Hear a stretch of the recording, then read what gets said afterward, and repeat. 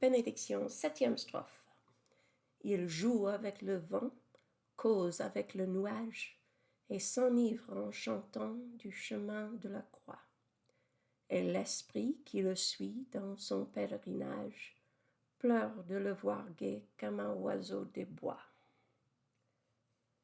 So he, and again we're still talking about the poet child, plays with the wind, chats with the cloud, and get drunks in or while singing of the stations of the cross.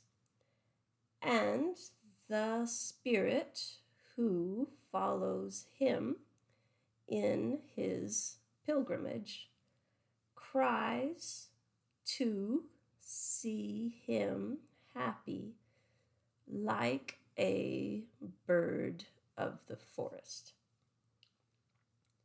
So some vocabulary. We have le chemin de la croix here is a specific reference to a Christian ceremony and its associated imagery. And if you're curious, you can look up the Stations of the Cross, or in Latin, the Via Crucis, for more information about that reference. And we have esprit here, capitalisé, so probably referring back up to that ange, which was also capitalized in the previous stanza.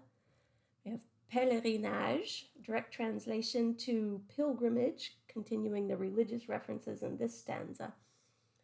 Un oiseau des bois. There's not any particular species of bird, just one that's in or from the woods or the forest.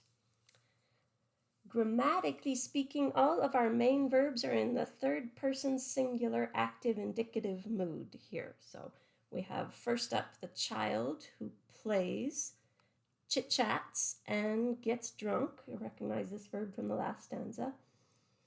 And then we have the Spirit who follows and cries. And in both of these strings of action verbs, the last action verb is modified with another verb. So we have the child who the last action he's taking is getting drunk while singing. So we have the s'enivrer is followed with a present participle of chanter.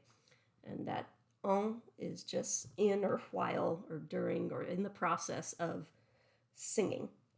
And then the last action that our esprit takes here is to cry. And we have it followed with an infinitive, voir, so to see. And with le here, this little le, sorry, I have a lot of circles now. Le is a direct object of voir. So the Spirit cries to see the boy. And then just a quick note, suis here. You want to make sure you keep straight. This is third person, again, present active indicative of the verb suivre. And it can be easy to confuse this with the different verb, être. It shares a lot of same conjugation forms, but they are two very different verbs. Suivre is to follow, être, of course, is to be.